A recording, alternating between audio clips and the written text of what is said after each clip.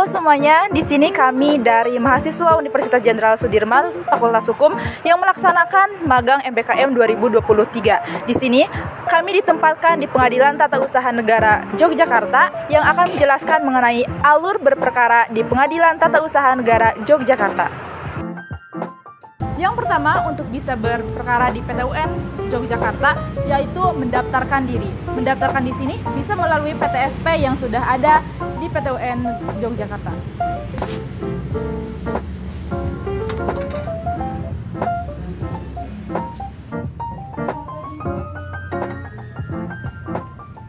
Di sini saya mau bertanya, Bu, bagaimana cara mendaftar di PT UN Yogyakarta ini? Oh, cara mendaftar. Oke, di PT UN ini karena di PT UN ini sudah menggunakan e-card, jadi semua pendaftaran melalui e-card. Nah, bagaimana cara pendaftarannya melalui e-card? Itu apabila didampingi oleh pengacara, nanti pengacara yang akan mendaftarkan gugatan Ibu. Tapi kalau misalnya didampingi sendiri, dia berdiri sendiri gitu, insidentil, dia datang ke tempat ini untuk kita bantu untuk membuatkan akun. Itu bagaimana, Bu, syarat-syaratnya? Kalau syaratnya itu, kalau untuk didampingi pengacara itu syaratnya dibutuhkannya pertama surat kuasa, kedua gugatan itu harus ada objeknya, upaya administratif dan banding administratif, kemudian nanti ada KTP maupun identitas dari kuasa tersebut. Kan untuk syaratnya sudah terpenuhi ya, Bu. Bagaimana alur proses selanjutnya, Bu, setelah daftar di sini di PT? Setelah nanti pendaftaran di e-card, nanti akan kami proses, itu akan muncul di aplikasi kami, di e-card kami. Kemudian kami proses paling lama 1 hari. Setelah gugatan itu masuk, kami proses. Kemudian akan kami kirimin surat dari tergugat tersebut. Jadi proses itu sudah kami langsung melalui e-card sendiri. Jadi tidak ada yang namanya datang ke sini pun harus pada saat bukti maupun pada saat saksi, hanya itu saja. Tahap selanjutnya, setelah gugatan didaftarkan di PTSP, kemudian akan diperiksa di Panitera Muda Perkara. Perkara didaftarkan di PTSP, kemudian diperiksa di sini apa saja alurnya? Jadi gini, pertama didaftarkan di PTSP, apakah sudah lengkap gugatannya, diperiksa, terus itu pihak penggugat membayar dulu sekum, bayar melalui ada kan situ kasirnya, baru kita lihat teliti kurangnya apakah sudah ada syarat untuk mengajukan gugatan ke PT UN, kan harus sudah ada upaya keberatan. Yang kedua harus ada banding administrasi. Kalau belum ada itu harus ada, karena itu wajib. Kita kan sudah e-card semua, jadi daftarnya juga melalui e-card. Begitu nanti kita ambil download semua gugatannya, surat kuasa kalau dia memakai kuasa, advokat. Terus kita download juga SK yang nantinya akan digugat.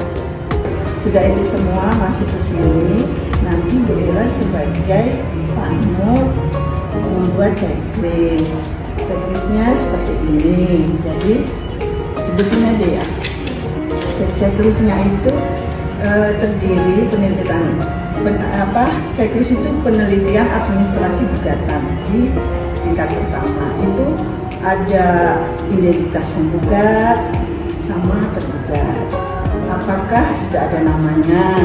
Nanti kalau sudah kita jentreng. Apakah ini terdiri dari nama, kewarganegaraan, pekerjaan, dan alamat sesuai dengan yang di pasal 56, ya kan? Undang-Undang 55. Udah gitu, terus identitasnya ini juga dia perorangan menggugat atau melalui badan hukum, itu juga harus jelas. Terus identitasnya, nama jabatan, tempat kedudukannya di mana gitu. Jadi harus disertakan. Terus objek sengketanya, apakah dia sudah memenuhi, artinya nggak lewat waktu ya.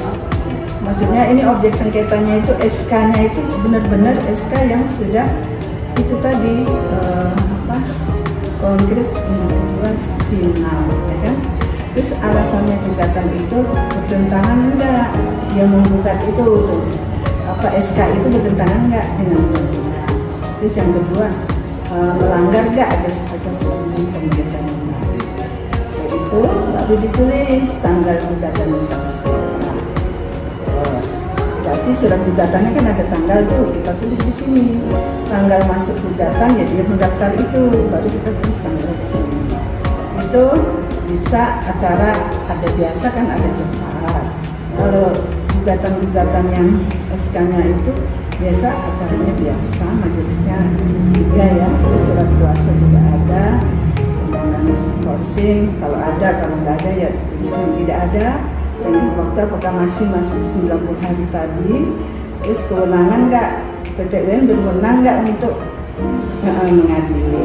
Terus nanti di sini Ibu Ella syarat formal misal lengkap atau kurang keberatan atau banding gitu. Kembali setelah Ibu checklist, Ibu ke panitera dulu. Oh iya. Nah, Ibu ke panitera ke Pak Ketua. Kalau sudah lengkap,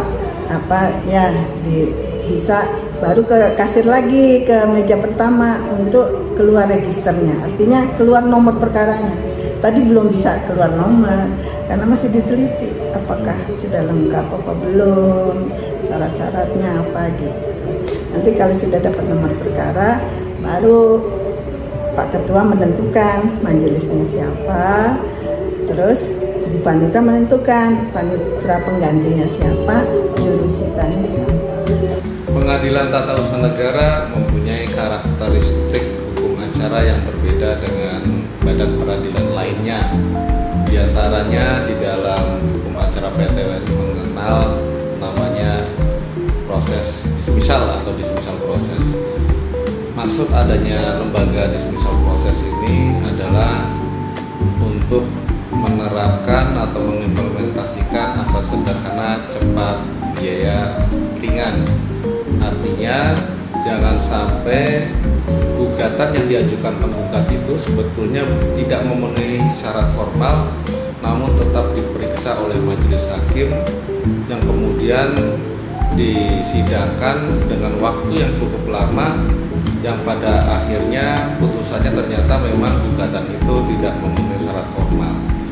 Nah, dengan adanya dismisal proses inilah ketua pengadilan memeriksa berkas atau gugatan yang diajukan penggugat.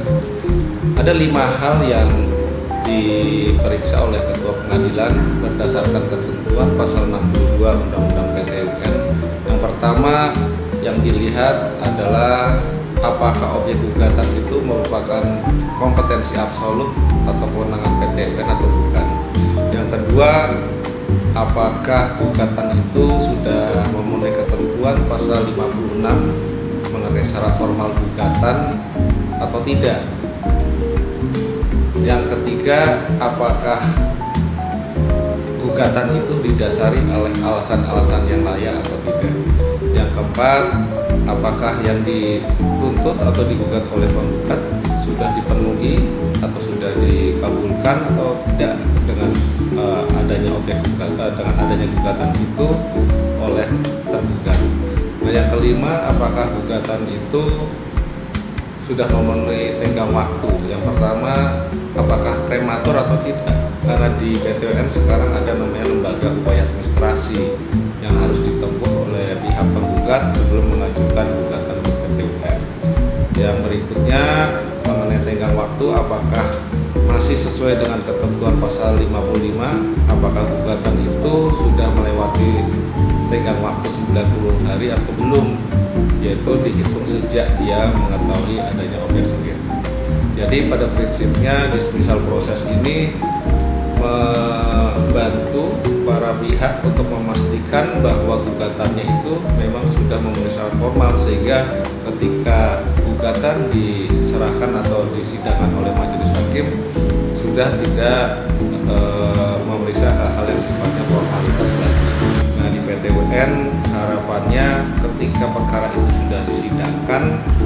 perkara yang benar-benar sudah menyelesaikan pada permasalahan pokoknya atau inti permasalahan yang perlu diperiksa oleh majelis hakim dalam persidangan, yang kemudian ada tahap pembuktian sampai dengan pengambilan keputusan. Selanjutnya kita akan wawancara hakim untuk menjelaskan mengenai alur perkara di PT UN dalam pembacaannya.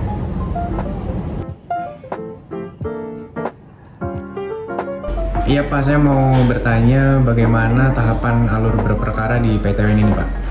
Baik, untuk tahapan alur berperkara di PT UN itu tentunya berbeda dengan di pengadilan lain. Apa yang membedakan dari PT UN dan pengadilan lain? Karena di PT UN ini memiliki dua tahapan seleksi. Tahapan seleksi ini adalah satu yang disebut dismissal proses yang memang ada di ketua pengadilan. Dan apabila sudah lolos dismissal, kemudian akan berlanjut ke majelis hakim. Namun sebelum diperiksa dengan sidang yang terbuka untuk umum, pemeriksaan tersebut dilakukan dengan pemeriksaan persiapan. Kenapa ada pemeriksaan persiapan? Karena di PT UN itu kedudukan antara penggugat dan tergugat itu berbeda, dalam artian tidak seimbang, karena penggugat merupakan orang atau badan hukum perdata, sedangkan yang tergugat merupakan pejabat tata usaha negara. Nah, itu yang perlu dipahami. Kemudian tahapan pemeriksaan persiapan ini juga dimaksudkan untuk membuat agar penggugat itu memahami apa nanti yang memang benar mau dimintakan dibatalkan di pengadilan. Kemudian juga alur berperkaranya seperti apa kepada tergugat, apakah benar sudah menerbitkan dengan sesuai dengan proses. Kemudian ceritanya juga seperti apa kalau kita mau menggunakan bahasa umum. Dari tergugat tersebut nanti akan kita ketahui terlebih dahulu di pemeriksaan persiapan. Nah, pemeriksaan persiapan kalau sudah selesai dan sudah memasuki tahapan yang dinyatakan sempurna dari majelis hakim, kemudian memasuki tahapan pemeriksaan yang terbuka untuk umum.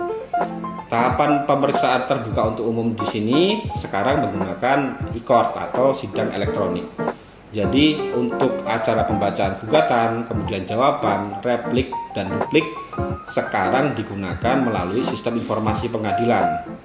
Kemudian ketika memasuki tahapan pembuktian, baik itu bukti surat, kemudian saksi maupun ahli, nanti akan bertemu di kantor pengadilan dan diperiksa secara biasa seperti itu. Kemudian untuk tahapan selanjutnya, untuk kesimpulan kembali akan memasuki tahapan sidang elektronik sampai dengan putusan. Jadi untuk tahapan yang memang perlu, itu tadi yang perlu diperhatikan ada 3 ya.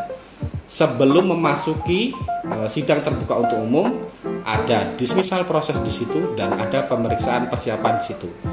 2 hal tersebut yang tidak ada di pengadilan lain. Saya rasa cukup di situ.